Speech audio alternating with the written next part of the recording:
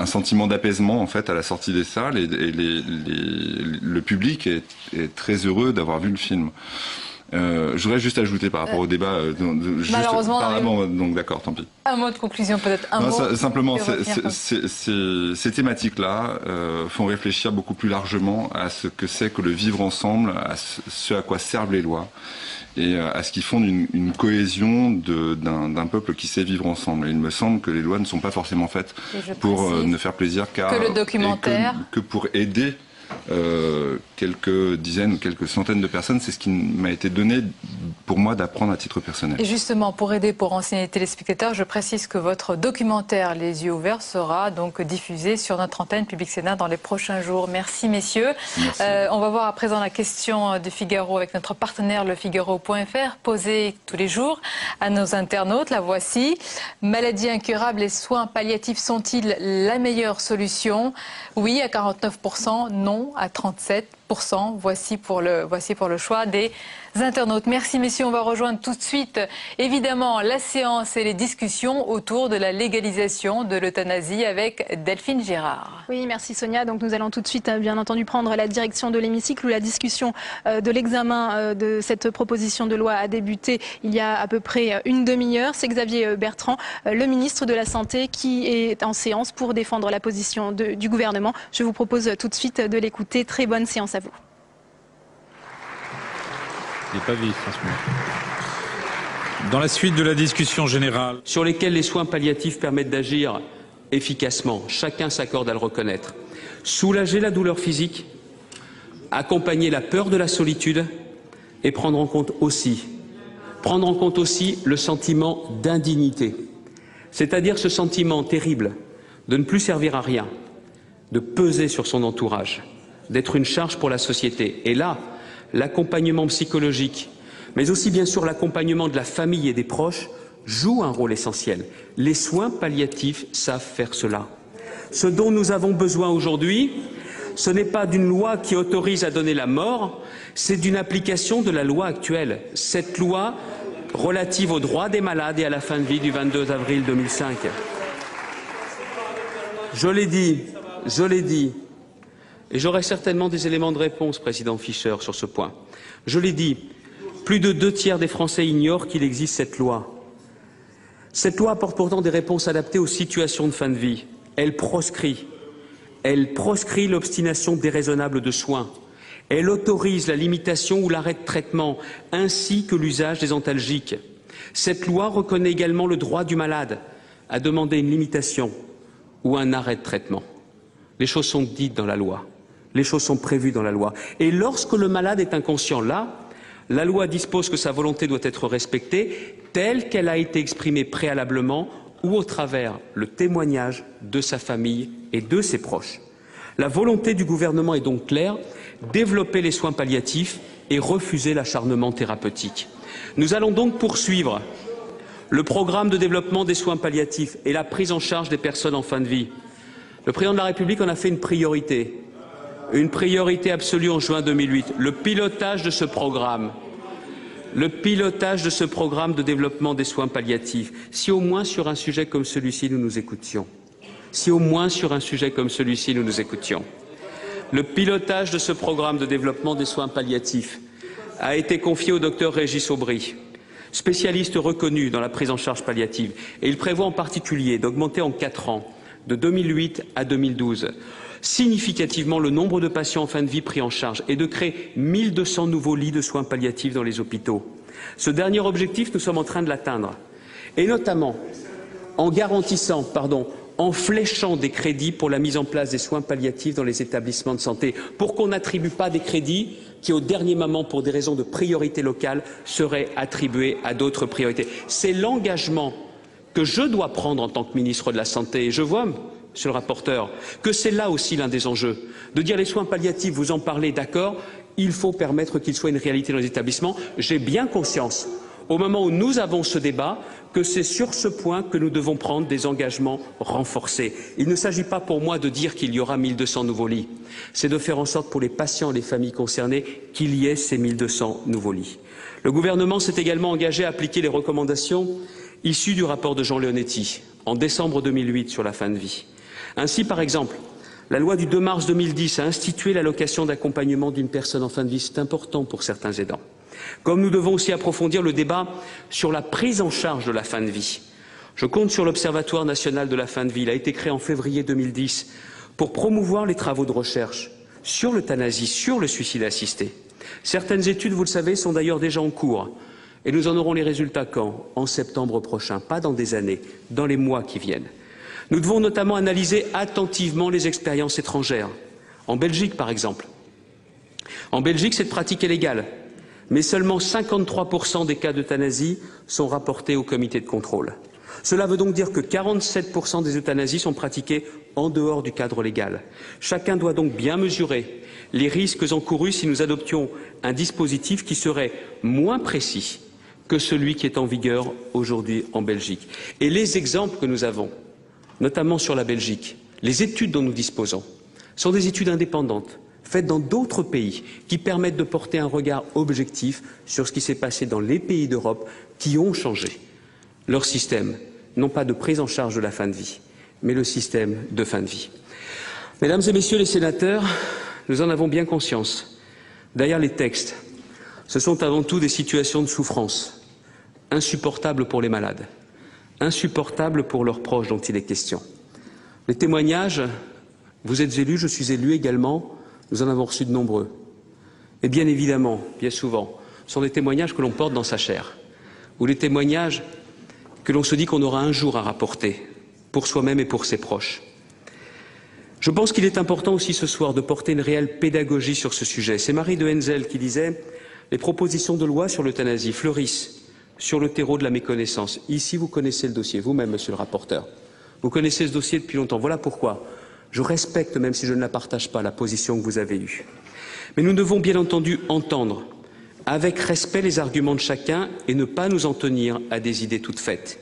Mais quelles que soient nos convictions pour un débat, à mon sens, qui n'a rien de partisan. Je me souviens d'ailleurs qu'avant la loi Leonetti, il y avait eu un travail en commun de 2 parlementaires à l'époque, Nadine Morano et Gaëtan Gor, ce qui montrait bien qu'il s'agissait d'un sujet qui dépassait et qui transcendait les clivages. Quelles que soient nos convictions, je pense que nous devons choisir de privilégier la réflexion et la conviction plutôt que l'émotion et la précipitation. Notre responsabilité est de mieux répondre aux souffrances, c'est de protéger les personnes vulnérables et non de donner volontairement la mort à autrui. C'est ainsi, à mon sens, que nous répondrons de la façon la plus juste et surtout la plus digne au difficile débat sur la fin de vie. Je vous remercie. Merci, Monsieur le Ministre. Il n'est pas vif en ce moment. Dans la suite de la discussion générale, la parole est à Madame Valérie Létard pour le groupe de l'Union centriste pour 6 minutes.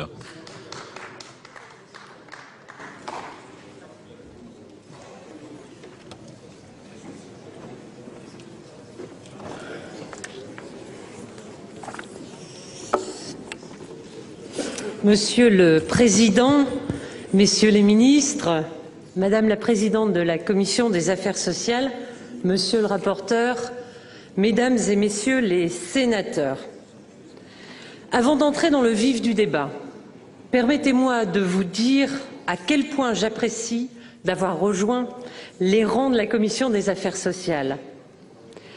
Sur les 3 propositions de loi qui ont été soumises à discussion commune, notre débat en commission a été, et je le tiens à le dire, respectueux des personnes et des convictions. Merci à notre présidente, Madame Dini, qui a su maintenir cet esprit de sérieuse réflexion.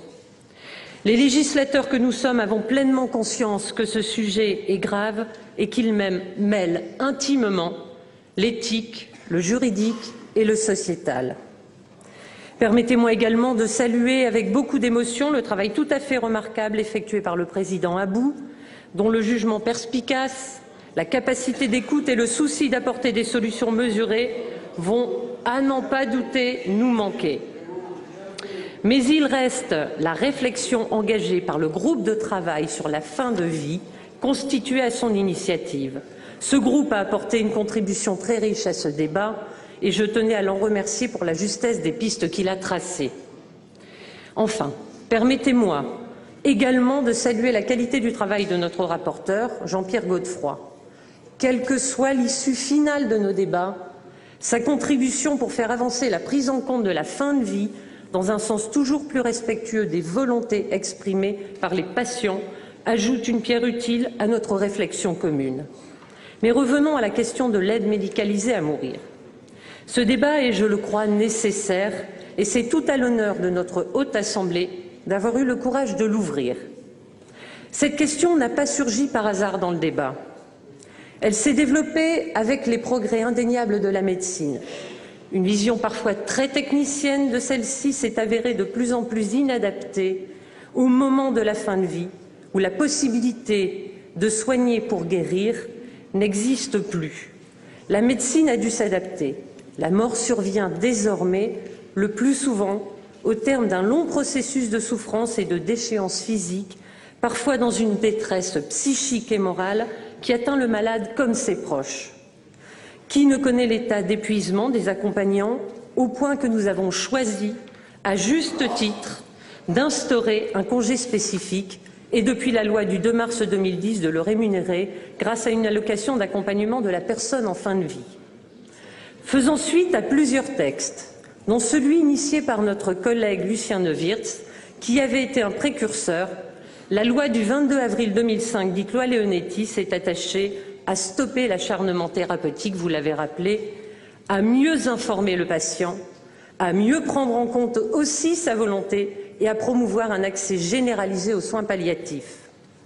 Cette loi constitue une avancée majeure et puis-je rappeler d'ailleurs qu'en 2005, l'ensemble du groupe de l'Union centriste avait apporté son soutien à ce texte. Mais que constate-t-on 6 ans après l'adoption de cette loi? Que malgré le volontarisme du gouvernement et les plans successifs pour augmenter le nombre des places dans les services de soins palliatifs, beaucoup de malades et de leurs proches ne trouvent ni l'information dont ils ont besoin, ni une prise en charge adaptée. Trop peu sont entourés de personnel formé et capable de leur apporter le réconfort psychique comme physique dont ils ont cruellement besoin. On constate un trop grand décalage entre l'affichage de création de places nouvelles et, dans les faits, des moyens trop insuffisants fléchés spécifiquement sur les soins palliatifs. Et, Monsieur le Ministre, vous l'avez rappelé, et je partage votre engagement, je pense que si effectivement le gouvernement fait un effort de fléchage des crédits pour les soins palliatifs, il faut vraiment être vigilant à l'avenir. J'ai bien entendu votre message, à ce que cela ne se perde pas dans les dotations globales données aux hôpitaux, qui pourraient être tentés quelquefois, parce qu'il y a des urgences de toute nature, de les utiliser à d'autres choses quand on connaît la nécessité d'être présent à ce rendez-vous. Et c'est très important de ne pas oublier cet aspect des choses.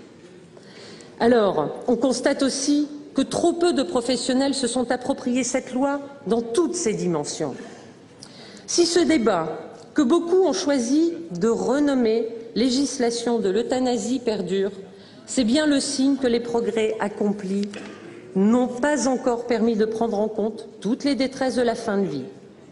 Pour ma part, je ne crois pas que la Commission des affaires sociales, en examinant ces propositions de loi, ait choisi d'ouvrir un débat sur l'euthanasie en général. Notre commission s'est juste rendue à l'évidence que certaines situations n'étaient pas réglées par les dispositions de la loi Leonetti. En instaurant la généralisation des soins palliatifs, nous avons en même temps reconnu que le patient en fin de vie avait droit à la parole et qu'il était acteur de sa vie jusqu'au bout. Cela suppose que dans ces situations, la décision n'est plus seulement aux mains des soignants. Cette décision, elle se partage. Il y a là, à n'en pas douter, une véritable évolution culturelle qui doit faire son chemin. Un patient qui accepte d'être davantage maître de son destin, un soignant attentif à la volonté exprimée du soigné. Voilà pour moi les termes du débat. Et cela mérite que l'on en parle. En évitant les crispations, en évitant les anathèmes, en évitant les caricatures, bien évidemment, de part et d'autre. Oui, donc, au débat. Parce que le point sur lequel nous nous rassemblons tous, c'est que nous voulons collectivement que notre société permette aux personnes de bien mourir et que la mort cesse d'être escamotée, mais puisse au contraire être partagée, accompagnée, réintégrée dans le processus de la vie dont elle ne constitue que l'ultime étape. Telles sont les raisons qui m'ont incité, tout comme Nicolas About, avec lequel j'ai partagé le même avis, à voter l'article 1er de la présente proposition de loi en commission. En votant cet article 1er, j'ai souhaité que l'on reconnaisse les zones grises que notre législation a laissé perdurer. Notre collègue Sylvie Desmarescaux qui nous a proposé hier soir de visionner un témoignage sur le fonctionnement de la maison médicale Jeanne Garnier. Dans ce film Les yeux ouverts, on nous montre une séquence où une équipe médicale choisit à la demande d'un malade d'interrompre un traitement, entraînant 3 jours plus tard le décès de la personne. N'est-ce pas, si l'on veut bien y réfléchir, une certaine forme d'assistance à mourir? Celle-ci est légale, d'autres ne le seraient pas, mais pour moi la limite doit nous interpeller, elle appelle la réflexion et le débat. Mais pour qu'il y ait débat, encore faut-il savoir quelle est exactement la situation aujourd'hui en France. Nous avons besoin d'un état des lieux qui permette de connaître quelles sont les pratiques, quelles sont les dérives, quelles conséquences nous serions en droit d'attendre d'un changement de la législation. À ce moment-là, il faut reconnaître que nous ne disposons pas d'une photographie précise de ce qu'il se passe. L'Observatoire de la fin de vie, créé en 2010 seulement, ne dispose pas encore des données suffisantes pour nous renseigner. C'est pour cela que, bien évidemment, nous avons besoin d'études complémentaires pour pouvoir nous positionner et avant de pouvoir nous trouver en situation d'adopter un texte comme celui-là. Aujourd'hui, rien n'est réglé et c'est vrai qu'il nous faut maintenant, parce que, bien évidemment, un certain nombre de situations demandent effectivement d'être... Non, il faut conclure, s'il vous plaît. Alors, si vous le permettez, puisque je ne peux pas, sur un sujet aussi difficile, aller au bout de mon propos et le démontrer, excusez-moi, si vous le permettez, je vais donc donner 2 phrases de conclusion, puisque je ne peux pas aller jusqu'au bout de mon propos, et simplement vous dire qu'il y a place à la réflexion pour que les prescriptions d'une telle loi apportent toutes les garanties face à des situations d'infinie fragilité où doivent se combiner protection et respect des volontés de la personne. Les débats autour de la loi Leonetti montrent bien qu'il reste des situations auxquelles la législation actuelle ne répond pas complètement. Tôt ou tard, cette loi devra être complétée. Le mérite du Sénat est d'ouvrir le débat. Nous devrons continuer à le faire vivre jusqu'à ce que se dégage un consensus suffisamment fort. C'est la raison pour laquelle, bien que favorable au principe, je m'abstiendrai personnellement sur ce texte, tout simplement, encore une fois, parce que je pense que sur ce sujet, il nous faut encore non seulement compléter et faire en sorte que la loi Leonetti soit mieux appliquée, mais encore une fois la compléter parce que nombre de situations aujourd'hui ne sont pas réglées. Merci, chers collègues. La parole est à Madame Sylvie Desmarescaux pour le groupe des non-inscrits et pour 3 minutes.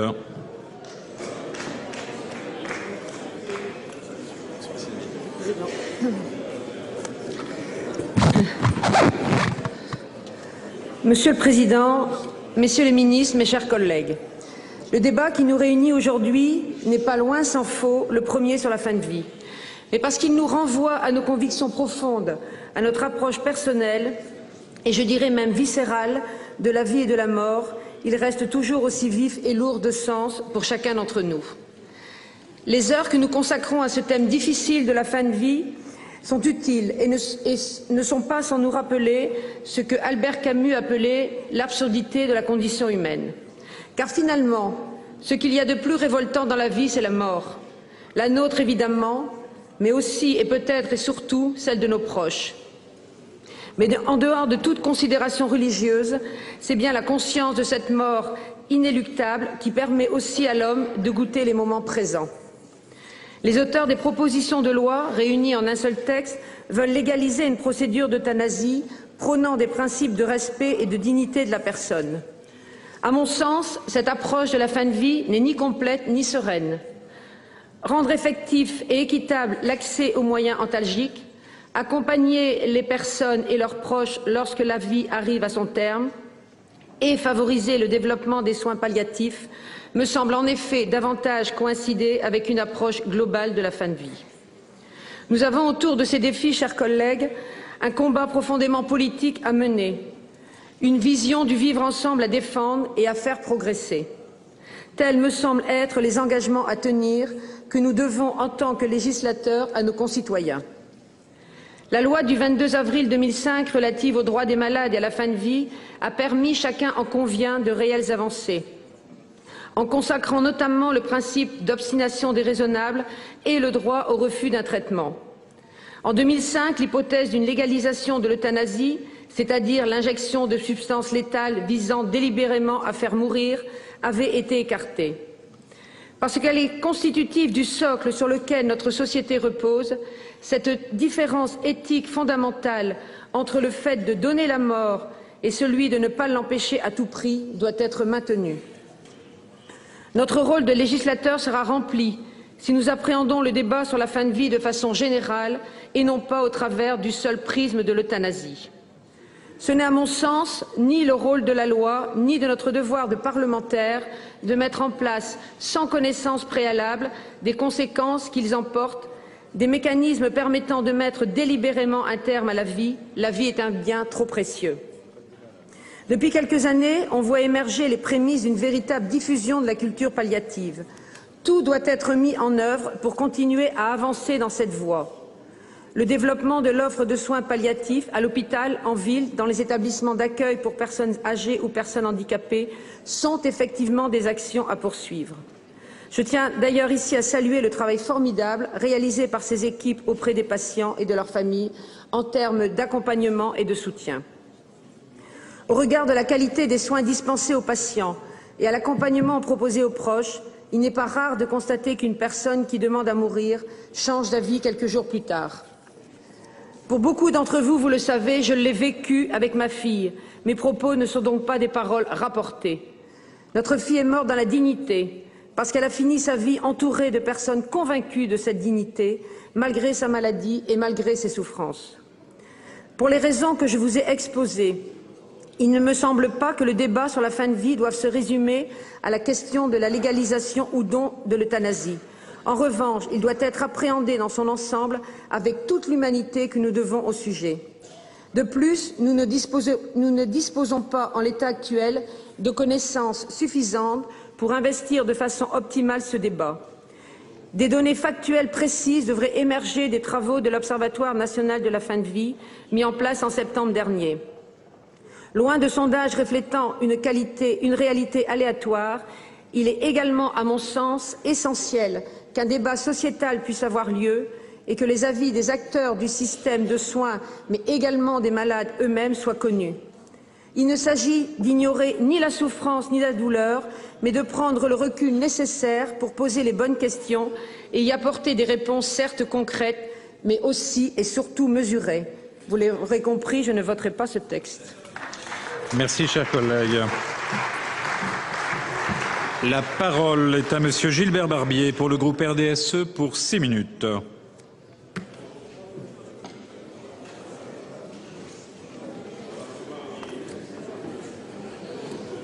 Monsieur le Président. Monsieur le Président, Messieurs les ministres, mes chers collègues, le ministre rappelait il y a quelques instants que 94% des Français seraient favorables à une légalisation de l'euthanasie, selon un sondage IFOP réalisé en octobre dernier. Ce chiffre se veut convaincant pour certains, mais chacun ici sait que le résultat est souvent affaire de formulation. Quand on propose la mort sans souffrance, je suis personnellement surpris que 57 personnes sur les 956 interrogées se prononcent contre. On a évoqué aussi, le ministre, ce sondage Opinionway, où 60% des Français déclarent préférer le développement des soins palliatifs à la légalisation de l'euthanasie. 52% estimant même qu'une telle loi comporterait des risques de dérive. Mes chers collègues, je ne pense pas qu'on peut sérieusement se fier aux sondages pour répondre à un problème aussi complexe et aussi sensible que celui que rencontre chacun d'entre nous face à la mort. le sujet dont nous traitons aujourd'hui mérite un peu plus de dignité et de respect. J'ai entendu, par exemple, dans mon département, le président de l'association qui défend cette loi dénoncer régulièrement les voleurs de liberté, que seraient notamment les médecins parlementaires, sourds à la souffrance de leurs semblables et partisans de l'acharnement thérapeutique. J'étais médecin, je suis parlementaire, je suis opposé à la légalisation de l'euthanasie, je serai donc un voleur de liberté, soit, mais qu'il me soit permis au moins d'en donner les raisons. En réalité, nombre de nos concitoyens trouvent une justification à l'euthanasie dans une analyse ou une tentative d'analyse de leur propre mort. Les sondages nous disent une seule chose toute simple, je ne veux pas souffrir. Nous sommes à peu près tous dans cette disposition.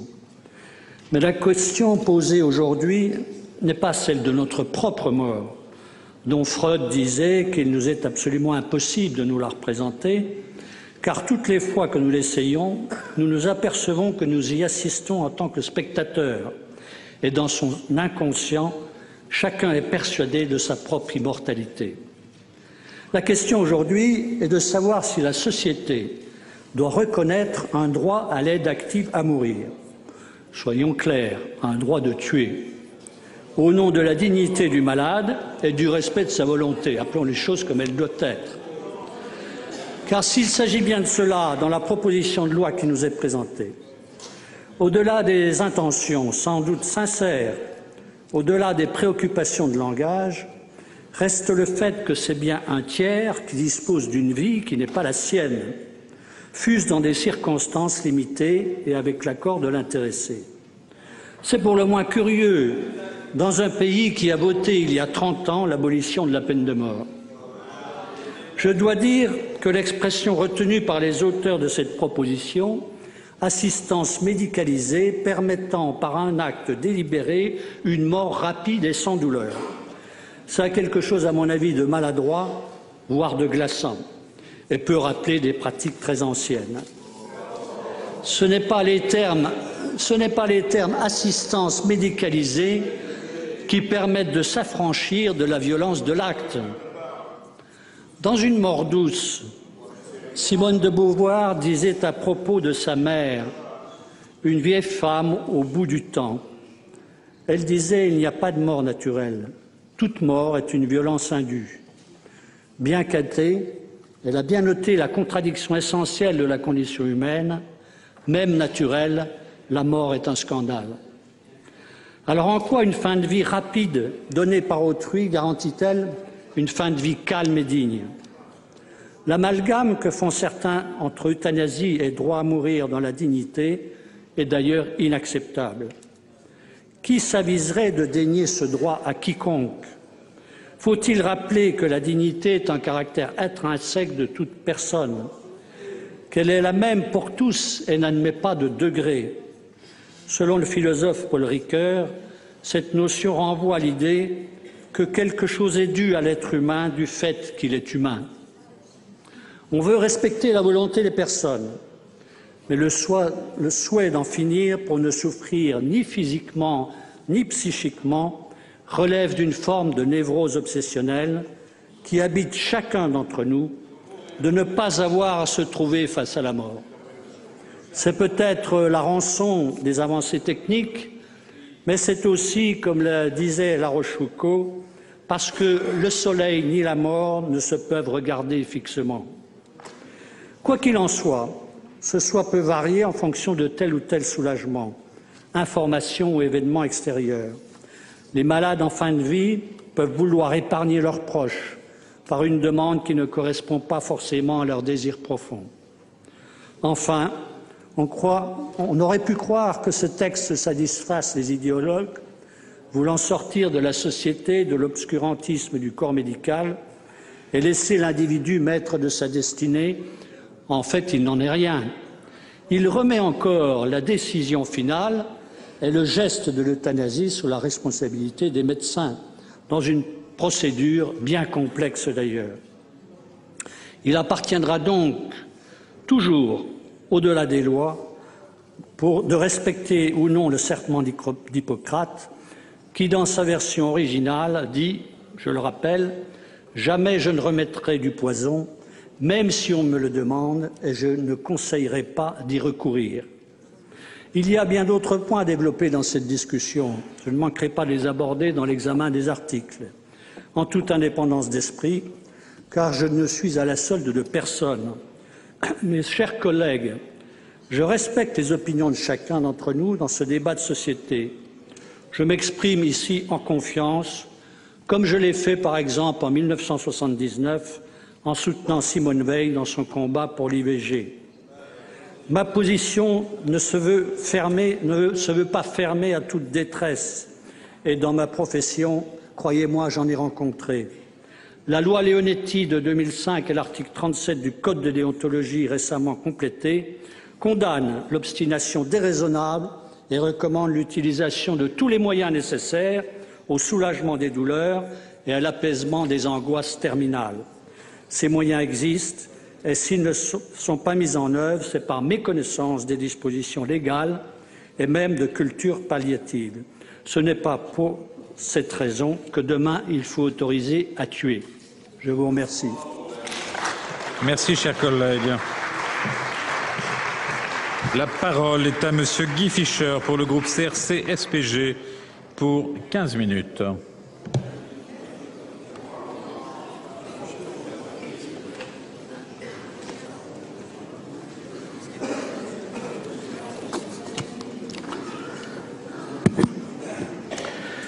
Monsieur le Président, Messieurs les ministres, mes chers collègues, comme d'autres viennent de l'exprimer, je fais le vœu que le débat qui nous réunit aujourd'hui soit le plus apaisé possible, que de part et d'autre on évite les anathèmes, les amalgames grossiers, les raccourcis dangereux, et que l'on considère tous les intervenants qui se succèdent dans la pluralité de leurs propos, de leurs interventions et de leurs convictions pour ce qu'ils sont, des femmes et des hommes qui ont en la matière des positions personnelles qu'ils veulent défendre. Je voudrais d'ailleurs, avant de commencer, remercier chacun des membres de mon groupe pour avoir, durant nos propres échanges, donné corps à ce principe. Je voudrais les en remercier et leur dire que par respect pour celui qu'ils m'ont témoigné, je comprends leurs questionnements et leurs doutes. Et à vous tous, mes chers collègues, ainsi qu'à celles et ceux qui suivent aujourd'hui nos débats, ils sont nombreux, j'en suis certain, je voudrais vous dire qu'intervenant devant vous, je ne suis que le porte-parole d'hommes et de femmes, et non d'un groupe ou d'un parti, qui partagent en la matière certaines convictions. C'est la raison pour laquelle je me retrouve dans les interventions ou les prises de position de certains de mes collègues du groupe UMP ou de l'Union centriste, avec qui, ou du groupe socialiste, avec qui nous sommes très souvent en opposition, dès lors qu'il s'agit d'économie, de fiscalité, de politique des territoires ou de droits sociaux. Naturellement, je me réjouis que la Commission des affaires sociales ait rendu possible, et par une majorité importante, l'examen de cette proposition de loi, texte de consensus issu des 3 propositions de loi initiales déposées, l'une par M. Godefroy et une partie des membres du groupe socialiste, une autre par le sénateur Alain Fouché et celle que j'ai moi-même déposée avec mon ami François Autain et près de 18 autres membres du groupe CRC-SPG. L'adoption par la Commission des affaires sociales de la proposition de loi que nous sommes appelés à examiner ce soir, ainsi que le débat qui va suivre, ne sera pas la victoire d'un camp sur un autre. Et si nous avons été nombreux à nous réjouir du sort que la Commission des affaires sociales a réservé au texte que nous avions déposé, c'est que d'une part, la Commission, par son vote, n'a pas entravé le droit des parlementaires à légiférer et que d'autre part, elle a permis que soit abordé en séance publique un sujet aussi important pour chacun d'entre nous, quelle que soit notre position. Mes chers collègues, c'est en républicain, en laïc et en citoyen que je m'exprime devant vous pour défendre cette proposition visant à inscrire dans la loi la possibilité pour celles et ceux de nos concitoyens qui, en phase avancée ou terminale d'une affection accidentelle ou pathologique grave et incurable, leur infligeant une souffrance physique ou psychique ne pouvant être apaisée ou qu'ils jugeraient insupportable, voudraient, en pleine connaissance de cause, bénéficier dans des conditions très particulières, précises et encadrées d'une assistance médicalisée permettant par un acte délibéré une mort plus rapide que celle pouvant survenir naturellement et sans douleur. Et je veux m'en expliquer. En républicain d'abord, j'ai comme beaucoup d'entre vous un attachement à notre République fondée sur un double pilier, l'état de droit d'une part et les principes propres à notre République inscrits sur les frontons de nos écoles et nos mairies, liberté, égalité, fraternité. Mon engagement en tant que militant politique et qui se poursuit aujourd'hui au Sénat a toujours été et demeure celle d'une œuvre législative respectant nos concitoyens. Je devrais même dire les plaçant au cœur de notre politique, au-delà de tout autre intérêt, fussent-ils commerciaux, économiques ou politiques. L'état de droit n'a de sens pour moi que si les lois servent à l'émancipation des femmes et des hommes, une émancipation qui n'est naturellement pas étrangère à la notion d'égalité. Or, plus personne ne l'ignore aujourd'hui, malgré les volontés affichées ou les déclarations péremptoires de certains, nous ne sommes pas égaux face à la mort. Que celle-ci survienne naturellement ou qu'elle soit choisie, car celles et ceux qui font, en pleine connaissance de cause, le choix de mettre médicalement un terme à leur vie et qui disposent tout à la fois des informations et des moyens financiers nécessaires, peuvent s'offrir une mort choisie dans l'un des pays voisins d'une autre l'autorisant. Cette expression de pouvoir s'offrir une mort choisie, je le sais, vous interpelle. Mais les témoignages multiples, médiatisés ou plus confidentiels l'attestent. Il y a aujourd'hui, d'un côté, ceux qui disposent des possibilités techniques et matérielles de choisir une mort digne et rapide, et ceux qui, plus démunis, ne disposent pas de cette possibilité. Pour cela, le droit à une mort choisie s'apparente plus à un bricolage composé d'attentes, de renoncements, de craintes ou de solutions violentes.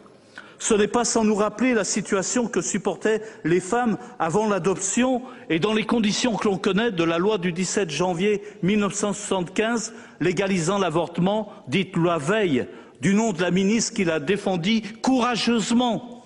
Souvenons-nous qu'avant cette date, l'avortement clandestin n'était pas sans risque. Ceux qui les réalisaient encouraient la peine capitale et tout le monde se souvient du sort terrible qui fut réservé à Marie-Louise Giraud, jugée coupable d'avoir réalisé plusieurs avortements et qui fut décapitée en 1943. Les femmes prenaient de leur côté d'importants risques sanitaires et les décès post-avortement étaient nombreux.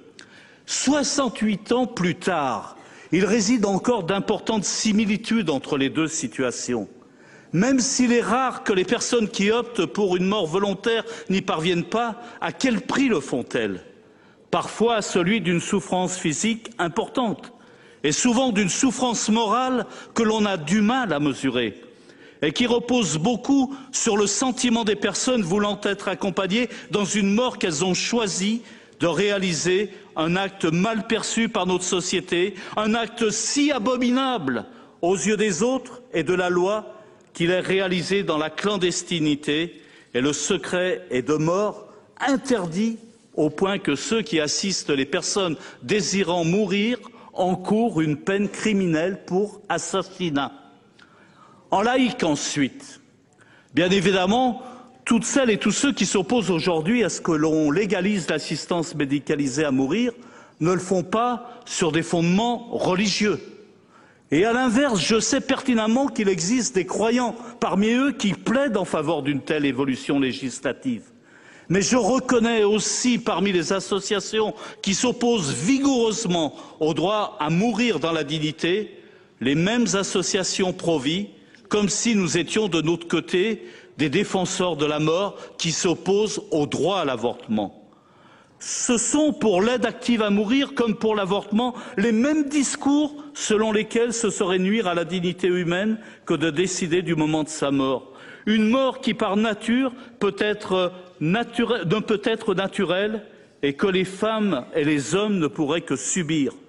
Pour eux, les êtres humains sont en quelque sorte extérieurs à leur mort, qui ne peut être programmée que par celui qu'ils ou qu'elle vénèrent. Entendant ces discours, je ne peux que me dire que notre pays, paradoxalement terre des Lumières, après avoir été fille aînée de l'Église, a tout à gagner à ce que notre débat soit assis sur un principe simple. Le corps des hommes n'appartient à aucune entité autre que l'homme lui-même, dans le respect des règles propres à garantir des protections collectives. Une propriété associée au principe d'inaliénabilité du corps humain qui, a raison, précise que l'on ne peut décider en droit du sort que l'on veut réserver à son propre corps sans pouvoir pour autant, au nom d'un principe légitime de protection des droits collectifs, décider d'en faire commerce. Le corps de chacun est ainsi exclusivement partagé entre notre volonté et des droits collectifs. Cette question de la propriété abordée ici n'a pas pour objectif de souligner certaines divergences. Elle nous invite toutefois à se poser une question supplémentaire que j'estime être incontournable. La législation relative à la vie doit-elle imposer une règle générale qui est bonne par définition ou bien doit-elle intégrer l'idée d'exception? À cette question, c'est en citoyen ou plutôt devrais-je dire en homme libre que je veux répondre. Cette proposition de loi ne tend pas à rendre l'assistance médicalisée à mourir comme la seule mort possible. Elle ne tend pas à la généraliser ou à l'imposer à toutes et à tous.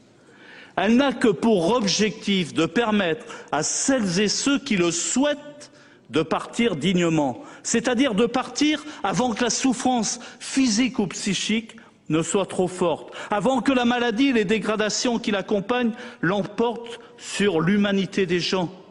Il s'agit, comme le précise François de Closet, journaliste et écrivain, d'offrir et non pas d'imposer un recours contre cette mauvaise mort, non pas en prenant en charge les destins individuels, mais en permettant aux volontés de chacun de s'exprimer et d'être respectées. Certains y verront une œuvre libérale au sens philosophique du terme. J'y vois personnellement une réponse humaniste et solidaire face à une situation que l'écrivaine Viviane Forestier a parfaitement décrite en ces termes. Être devenu un lien terrible pour soi-même, un lieu terrible pour soi-même, un enfer, une prison, y être maintenu de force, enfermé sans espoir, alors qu'il serait possible d'en soustraire ceux qui le demandent, ceux qui en font le choix. Tel est le sort auquel sont condamnés beaucoup de vivants. Mes chers collègues, le XXe siècle a été, en termes de droits individuels, de conquête des droits de l'homme sur lui-même, marqué par la reconnaissance... Nous quittons l'hémicycle du Sénat. L'examen de cette proposition de loi va se poursuivre jusque tard dans la nuit. Devant les sénateurs, Xavier Bertrand a redit son opposition à une légalisation de l'euthanasie. Le ministre de la Santé estime que la loi Leonetti sur les soins palliatifs reste la meilleure solution. Valérie Létard, sénatrice centriste et ancienne secrétaire d'État aux solidarités, a estimé que ce débat était nécessaire et que le Sénat avait le mérite de l'avoir ouvert. Quant à Jean-Pierre Godefroy, le rapporteur PS de la Commission des Affaires sociales, il a rappelé que ce texte n'était ni politiquement ni idéologiquement partisan. Nous reviendrons bien entendu sur ces débats demain à partir de 10h30 sur l'antenne de Public Sénat. Très bonne fin de soirée à tous.